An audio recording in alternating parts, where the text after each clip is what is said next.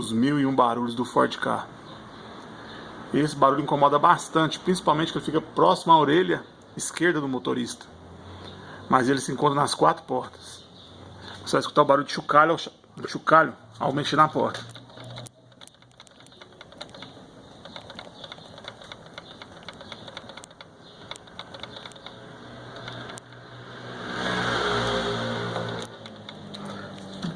Basta chacoalhar a porta, você vai escutar um barulhinho.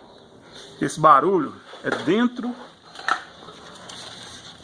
da maravilhosa fechadura. Olha só, que maravilha. Isso não é fechadura, isso é um chocalho.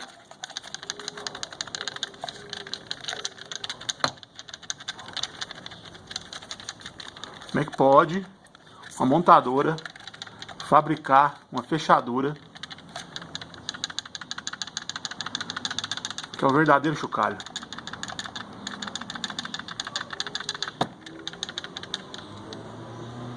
Mais um vídeo para agradecer a montadora Ford por essa maravilhosa obra de engenharia.